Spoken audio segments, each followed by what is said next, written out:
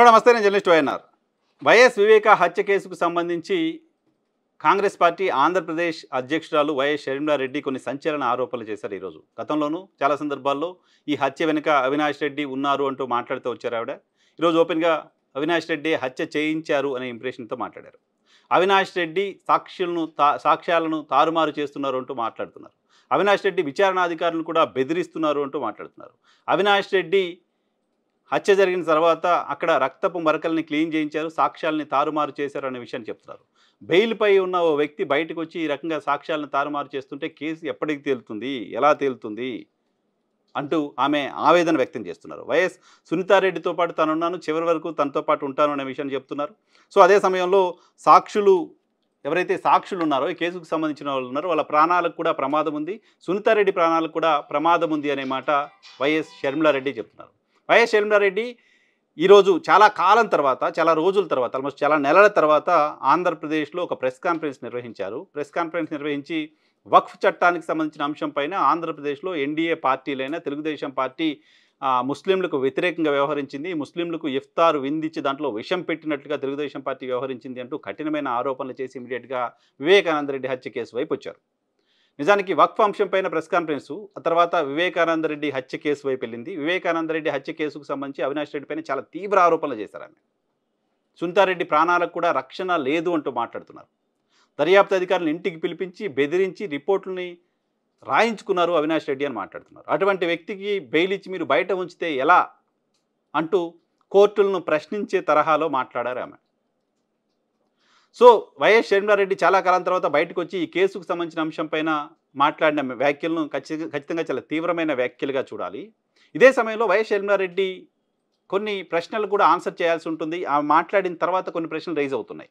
ఏంటి ఆ ప్రశ్నలు అంటే, గతంలో వైసీపీ అధికారంలో ఉన్న సమయంలో సునీతారెడ్డి తన ప్రాణాలకు రక్షణ లేదు అంటూ మాట్లాడిన మాట నిజం, తన ప్రాణాలకు రక్షణ కల్పించండి అంటూ అక్కడ పోలీస్ అధికారులను కోరిన మాట నిజం, పోలీస్ అధికారులు జిల్లా ఎస్పీని కలిసి తనకు రక్షణ కల్పించండి అంటూ కోరిన మాట నిజం. సో అప్పుడు ప్రభుత్వంలో ఉన్న పెద్దల నుంచి తనకు అపాయం ఉంది అంటూ మాట్లాడుతూ వచ్చారు. కేసుకు సంబంధించిన దస్తగిరి లాంటి వాళ్ళు కూడా అప్పుడు ప్రభుత్వంలోని పెద్దల నుంచి తనకు ప్రాణాపాయం ఉంది అంటూ మాట్లాడుతూ వచ్చారు. కోర్టు సూచన మేరకు వాళ్ళకి గన్మెన్లను కూడా కేటాయించారు. సో ఇప్పుడు ఆంధ్రప్రదేశ్లో వైఎస్ఆర్ కాంగ్రెస్ పార్టీ సర్కారు లేదు. వైఎస్ఆర్ కాంగ్రెస్ పార్టీని వ్యతిరేకించిన వైఎస్ సునీతారెడ్డి, వైఎస్ షర్మిలారెడ్డి కాంక్షించిన సర్కారే ఆంధ్రప్రదేశ్ రాష్ట్రంలో ఉంది. ఈ మాట అనడానికి నేను వెనక్కి పోవట్లా. వైఎస్ షర్మిలారెడ్డి కాంక్షించిన సర్కారే ఆంధ్రప్రదేశ్ రాష్ట్రంలో ఉంది. కాబట్టి ఆంధ్రప్రదేశ్లో ఈ సర్కార్ హయాంలో కూడా సునీతారెడ్డికి రక్షణ లేకుండా ఎందుకు పోతుంది అనే ప్రశ్న రేజ్ అవుతుంది. షర్మిలారెడ్డి గారు ఆన్సర్ చేయాల్సి ఉంటుంది.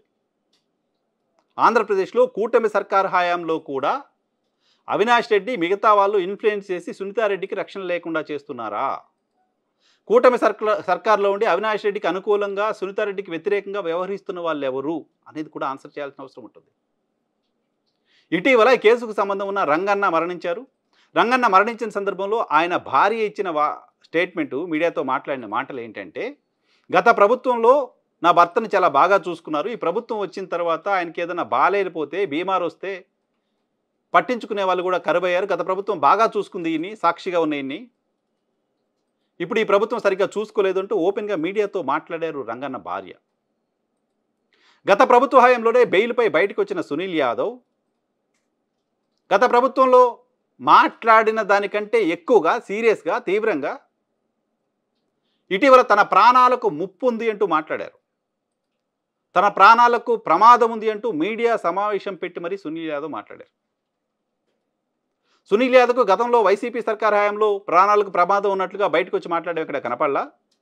కూటమి సర్కార్ అధికారంలోకి వచ్చిన తర్వాత ప్రాణాలకు ప్రమాదం ఉంది అని చెప్తున్నారు ఆయన.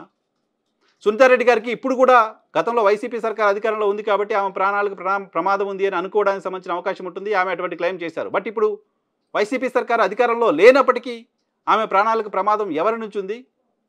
వేరే వాళ్ళ నుంచి ప్రమాదం ఉంటే ప్రభుత్వం ఏం చేస్తుంది? ప్రభుత్వానికి బాధ్యత ఎంత ఉంది అనే ప్రశ్న కూడా రైజ్ అవుతుంది. ఈ కేసుకు సంబంధించి గతంలో సాక్షులుగా ఉన్నవాళ్ళు, కేసుకు సంబంధం ఉన్నవాళ్ళు గతంలో కంటే ఇప్పుడు ఎక్కువ భయపడుతున్నారు. గత ప్రభుత్వ హయాంలో కంటే ఇప్పుడు ఎక్కువ ఆందోళన చెందుతున్నారు. ఇటీవల ఈ ప్రభుత్వం వచ్చిన తర్వాత ఇటీవల కూడా సునీతారెడ్డి గారు జిల్లా ఎస్పీని తనకు రక్షణ కల్పించండి అంటూ కోరారు. ఈ కేసు ఎప్పటికి తేలుతుందో అంటూ నిర్వేదాన్ని వ్యక్తం చేశారు. కోర్టులో ఈ కేసును ఎప్పుడు తేలుస్తారు అంటూ ఆమె కోర్టుల్లో పిటిషన్లు వేస్తూ వస్తున్నారు. రాష్ట్ర ముఖ్యమంత్రిని కలిసి ఒకటి రెండు సందర్భాల్లో ఈ కేసుకు సంబంధించి మాట్లాడారు. రాష్ట్ర హోంశాఖ మంత్రిని కలిసి ఈ కేసుకు సంబంధించిన అంశంలో చర్చించారు. దాదాపు 10 నెలలు గడుస్తోంది. కూటమి సర్కార్ అధికారంలోకి వచ్చిన తర్వాత ఈ కేసు గురించి పడిన ముందడుగు ఏంటి అంటే కనపడట్లా. గతంలో వైసీపీ అధికారంలో ఉంది. వాళ్ళు మొత్తం మేనేజ్ చేస్తున్నారు, కోర్టులు మేనేజ్ చేస్తున్నారు, సెంట్రల్లో భారతీయ జనతా పార్టీని మేనేజ్ చేస్తున్నారు, సిబిఐని మేనేజ్ చేస్తున్నారు, అందరినీ మేనేజ్ చేస్తున్నారు అంటూ మాట్లాడిన దానికి కాస్త శాంటిటీ ఉంటుందేమో. ఎందుకంటే వాళ్ళు అధికారంలో ఉన్నారు కాబట్టి చేస్తున్నారేమో అని ఎవరైనా అనుకోవడానికి సంబంధించిన అవకాశం ఉంది. బట్ ఇప్పుడు ఆంధ్రప్రదేశ్లో వైసీపీ అధికారంలో లేదు, కేంద్రంలో వైసీపీ కోరుకున్న ప్రభుత్వం లేదు. మరి ఇప్పుడు ఇంకెవరు ఇన్ఫ్లుయెన్స్ చేస్తున్నారు? ఇప్పుడు ఇంకెవరు భయపెడుతున్నారు? ఇప్పుడు ఇంకెవరి నుంచి ప్రాణాపాయం ఉంది?